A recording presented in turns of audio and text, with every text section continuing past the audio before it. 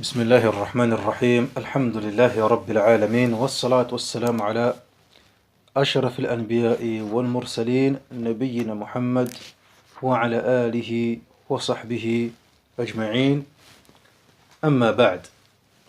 Donc on poursuit les cours Inch'Allah Ta'ala dans notre lecture du Mukhtasar du juge Abu Shuja' Ahmed ibn al-Hussein ibn Ahmed العباداني الأصفهاني الشافعي رحمة الله عليه رحمة واسعة في الفقه على مذهب الإمام الشافعي رحمه الله تعالى. Donc nous sommes toujours dans le livre de la purification في كتاب الطهارة, et là nous rentrons dans un nouveau fasl, dans un nouveau sous-chapitre qui est كما قال القاضي أبو شجاع فصل السواك مستحب في كل حال إلا بعد الزوال للصائم. Donc là, ce nouveau fasl concerne l'utilisation du siwak. Donc ici, qu'est-ce qu'il nous dit Al-Qadi Abu Shuja' rahimahullah ta'ala? On nous dit donc que l'utilisation du siwak est mustahab, est obligatoire, est préférable dans toutes les situations. في كل حال إلا بعد الزوال للصائم إلا بعد الزوال للصائم excepté après le zénith pour celui qui jeûne. Donc qu'est-ce que cela veut dire? Chez les Shafi'iyya, comme dit Ibn Qasim al-Ghazi rahimahullah, as-siwak huwa min sunan al-wudu, rentre dans les sunan des ablutions, des choses recommandées dans les ablutions. ويطلق السواك أيضا على ما يستاك به من أراك ونحوه. Est appelé siwak, qui est tiré de مشتق من ساك, c'est استعمال عود من أراك أو نحوه. C'est le fait d'utiliser un élément, un bâton d'arak, de bois, etc., ou autre, avec lequel on va se brosser les dents.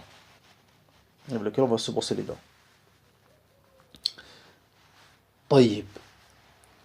Donc le siwak, عند الشافعية, il est mustahab, préférable, في كل حال. C'est-à-dire, comme le dit l'imam Ibn Qasim al-Ghazi rahimahullah ta'ala, la yukrah, tanzihan. Cela n'est pas détestable, mais au contraire, c'est recommandé. Et ceci, barakallahu fikum, il y a un hadith qui est général à ce sujet. Le hadith rapporté par Al-Nasa'i, qui est authentifié par Sheikh Al-Albani, rahimahullah ta'ala. As-siwaku matharatun lil-fam, mardatun lil-rabb. Le siwak est une purification de la bouche et une satisfaction et un agrément du Seigneur. Hadith Aisha radhiyallahu anha عند النسائي وغيره جميل. Donc le siwak il est mustahab في كل حال. Ce hadith là, il est général, montre quoi donc le caractère honorable du siwak. De plus, on a d'autres hadiths aussi qui montrent que, par exemple, comme disait Aisha radhiyallahu anha, que le prophète Mohammed sallallahu alayhi wa sallam il utilisait le siwak à tout moment et à tout instant. Et il a même utilisé le siwak alors que lui il était en train d'agoniser sur son lit de mort, sallallahu alayhi wa sallam. Et Aisha de prendre le siwak et de le mâchouiller un petit peu pour le rendre beaucoup plus souple, et il l'a utilisé même avant la mort. Donc ça pour montrer comment le caractère, barakallahu fikum, recommandé et préférable, mandoub, de l'utilisation du siwak. Ça c'est de façon générale. Et Shafi'iyya, qu'est-ce qu'ils disent? Illa ba'd az-zawal. إلا بعد الزوال. قال الخطيب الشربيني رحمه الله تعالى بعد الزوال أي زوال الشمس وهو ميلها عن كبد السماء فإنه حينئذ يكره تنزيها استعماله للصائم ولو نفلا. Donc qu'est-ce qu'il dit le Khatib الشربيني رحمه الله تعالى شمس الدين محمد بن أحمد après le zénith, c'est-à-dire lorsque le soleil commence à quoi donc? Lorsque le soleil il arrive à son midi, à partir de ce moment-là, et qui commence ensuite à pencher vers son coucher, donc du zénith jusqu'à la fin, il dit à ce moment-là, حينئذ يكره, il est détestable. Tanzihan. Qu'est-ce qu'on veut dire par tanzihan? C'est comme on a vu dans Usul al-Fiqh, c'est que les fuqaha, lorsqu'ils disaient quelque chose de makruh, ou bien le kiraha, il y avait deux sens. Le kiraha qui voulait dire soit interdiction, et le kiraha ce qui voulait dire aussi également uniquement le détestable. Alors il mettait un qaid, un élément, pour spécifier le sens qui était voulu. Lorsqu'il disait tanzihan, ça voulait dire uniquement détestable. Et lorsqu'il disait kiraha tahrimiyan ou kiraha muharrama, là il voulait dire ce qui était interdit. Donc ça c'est important aussi pour le faqih, lorsqu'il étudie les kutub et les aqwal des fuqaha, lorsqu'il tombe sur des propos des fuqaha qui disent hada makruh, qui regarde et qui l'observe bien. Car parfois, surtout chez les anciens, ils disent cet élément-là, il est makruh, mais ce qui est voulu par là, c'est quoi donc? C'est l'interdiction. Comme on a vu lorsqu'on a vu dans Usul al-Fiqh, al-Waraqat fi Usul al-Fiqh d'Al-Juwayni, rahimahullah ta'ala. Al-Muhim. Donc ici, c'est détestable uniquement. Mais pour qui donc? Pour le jeûneur. Pourquoi donc? Limada. Pourquoi donc? En se basant sur le hadith, les khabar al-sahihayn, hadith apporté par al-Bukhari et Muslim, qui dit quoi donc? La khalouf fam as-sa'imi atyabu 'inda Allah min rih al-misk. La laine du jeûneur. La khalouf fam as-sa'imi atyabu 'inda Allah min rih al-misk. La laine du jeûneur est meilleure auprès d'Allah Azza wa Jal qu'un doux parfum, que l'odeur d'un bon parfum. Donc à partir de là, les fuqaha al-shafi'iyya, et notamment l'imam al-Rafi'i, rahimahullah ta'ala, notamment l'imam al-Rafi'i, on dit quoi donc? Que cela était détestable. Que cela était détestable. Mais il y a kalam bain al-fuqaha. An-Nawawi, rahimahullah ta'ala, lui voit l'inverse. عدم الكراهة مطلقة. On verra ça par la suite إن شاء الله تعالى. لكن المهم بارك الله فيك هذا هو كلام فقهاء الشافعية في هذه القضية. Donc السواك مستحب في كل حال إلا بعد الزوال للصائم. وهو يجي لك القاضي أبو شجاع وهو c'est-à-dire le siwak في ثلاثة مواضع أشد استحبابا. Dans trois circonstances, il est encore beaucoup plus recommandé. Il est d'autant plus recommandé. طيب, quelles sont ces circonstances? عند تغير الفم من أزم أو غيره. عند تغير الفم من أزم. C'est quoi il dit lorsque la laine elle a été altérée par ce qu'on appelle un azm. Qu'est-ce que c'est qu'un azm? قال ابن قاسم الغزي رحمه الله تعالى قيل هو السكوت طويل وقيل ترك الأكل. Ibn Qasim al-Ghizzi رحمه الله تعالى il dit que al-azm cela signifie le fait quoi donc? Un long silence. Parce que lorsqu'une personne reste silencieuse, elle ne parle pas, bouche fermée, pendant un long moment, la laine elle commence à s'altérer. Et elle commence à devenir différente. Donc il dit, Ibn Qasim, il a été dit que c'est le fait de rester silencieux pendant un long moment. Et cela conduit à l'altération de la laine, au changement de la laine. Et il a été dit aussi, c'est le fait de délaisser, de se retenir de manger, le jeûne, d'être à jeun, etc. Ensuite, Abu Shuja' il dit, dans son Mukhtasar, dans le livre, il dit, wa ghayri, et autres. ليشمل تغيير الفم بغير أزم كأكل كره من ثوم وبصل وغيرهما. Ensuite, il dit quoi donc? Il dit Abu Shuja', il dit وغيره. et autre que cela. Et autre que cela.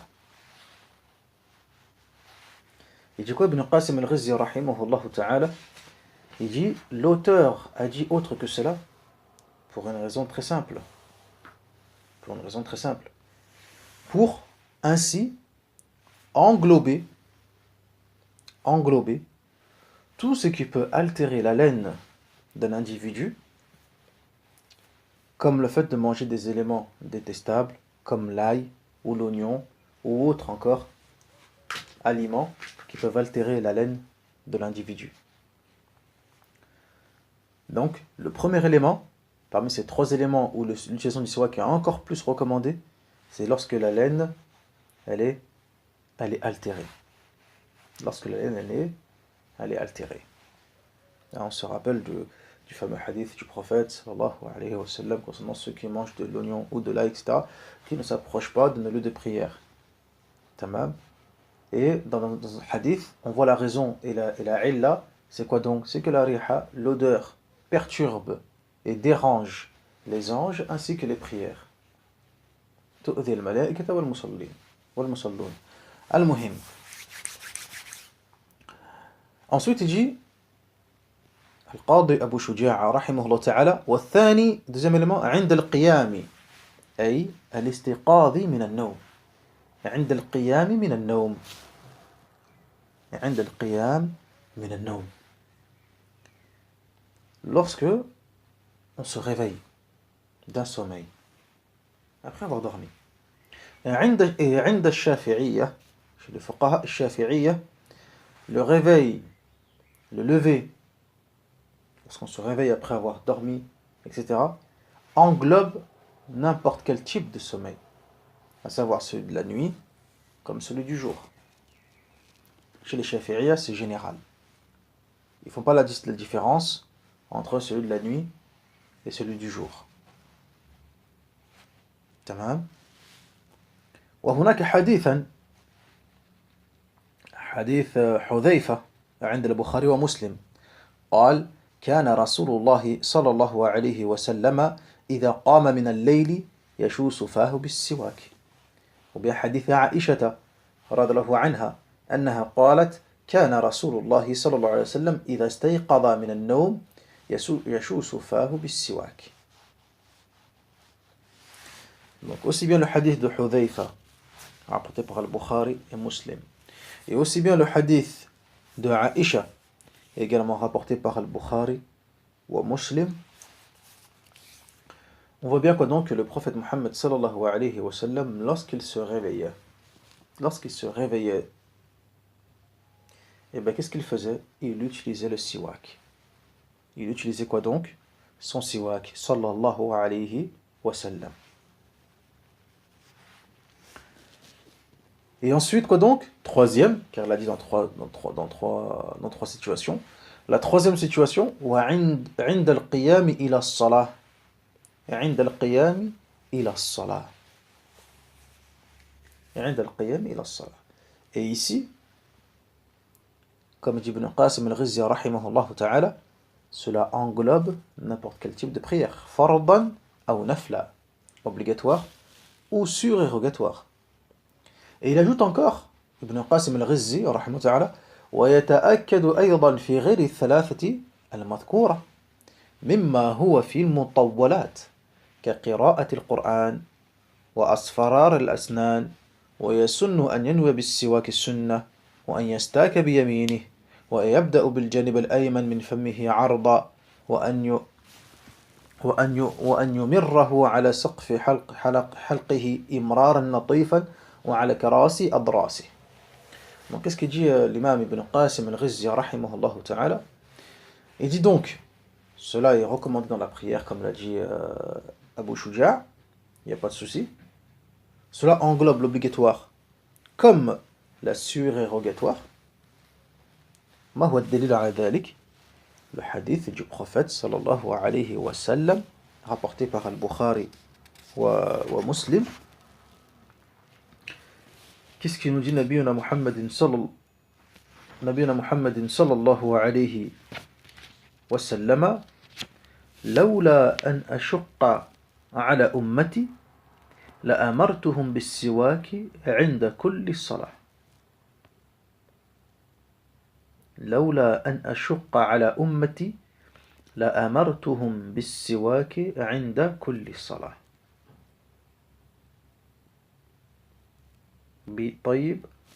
Donc, ici dans ce hadith, il dit quoi donc?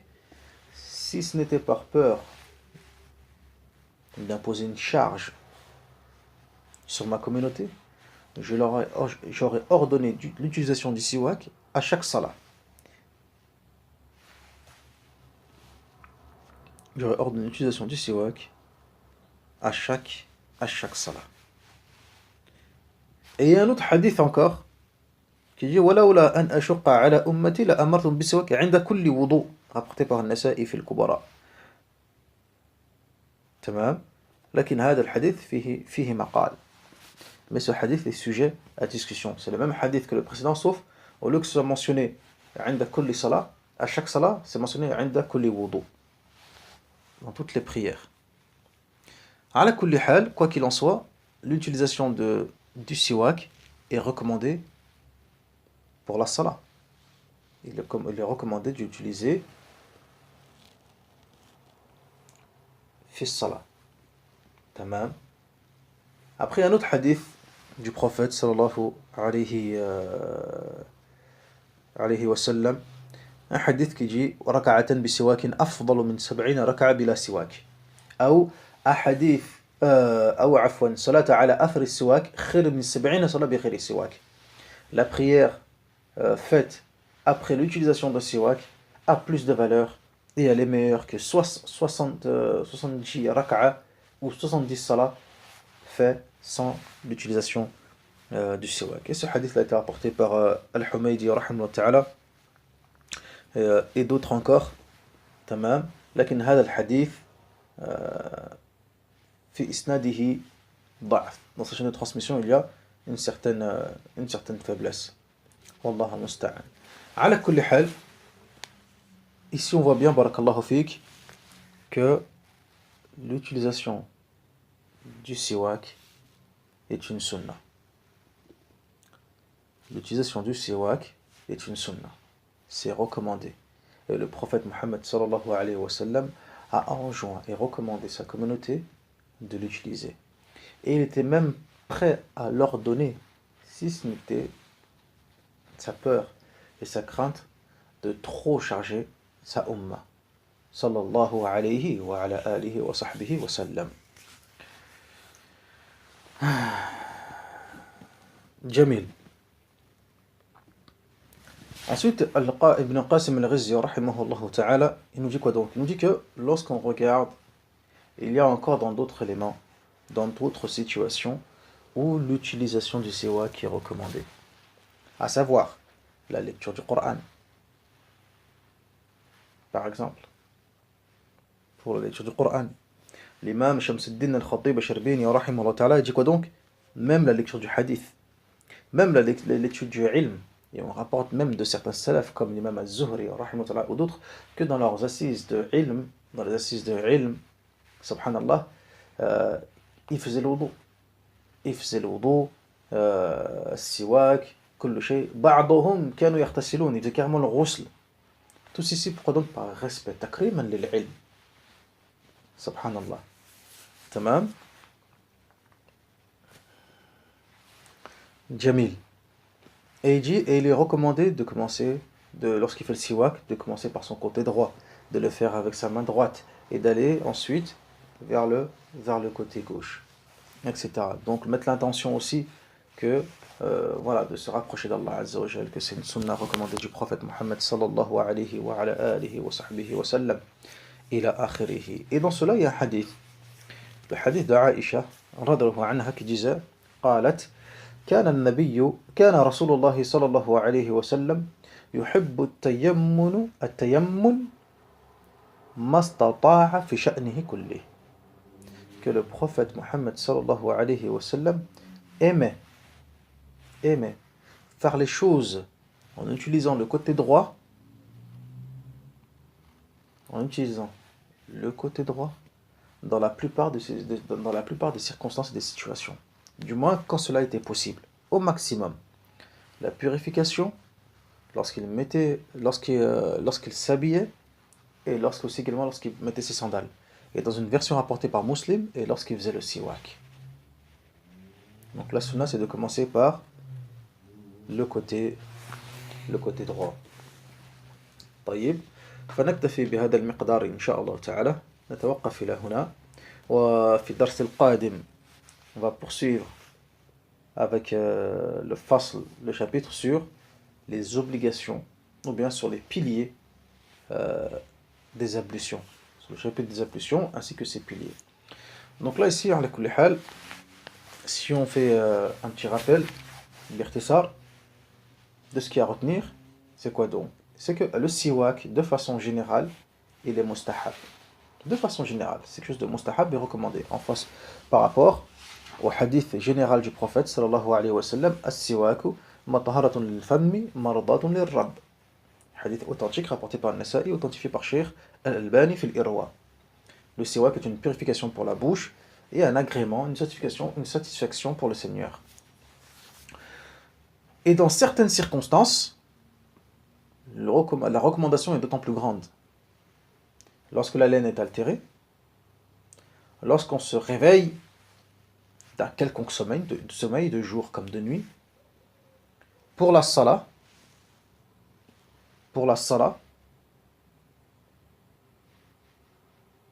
tamam, donc altération de la laine, le réveil, et lorsqu'on se lève pour la salat. Et dans tous ces éléments-là, on a vu un hadith du prophète sallallahu alayhi wa sallam. Et on a vu aussi que chez les Shafi'iyya, ils voyaient que c'était détestable après le zénith. Que cela était détestable après le zénith. Tamam. Mais on a vu que في les fuqaha Shafi'iyya, il y a kalam, et que notamment que l'imam An-Nawawi rahimahullah ta'ala, il voit qu'il n'y a aucune restriction et il ne voit pas du tout le caractère détestable. Mais on le verra par la suite, Inch'Allah ta'ala, bitafsil. Et que la sunna également, c'est de commencer par la droite vers la gauche. Tamam. Et que le siwak était aussi également recommandé inda kulli salah. Et que si ce n'était par peur d'être une charge pour la communauté, le prophète sallallahu alayhi wa ala alihi wa sahbihi wa sallam l'aurait sans doute ordonné. والحمد لله رب العالمين وصلى اللهم على نبينا محمد وعلى آله وصحبه أجمعين سبحانك اللهم وبحمدك أشهد أن لا إله إلا أنت أستغفرك وأتوب إليك نسأل الله الكريم رب العرش العظيم أن يرزقنا وإياكم العلم النافع والعمل الصالح والدعوة إليه والصبر على الأذى فيه والحمد لله رب العالمين.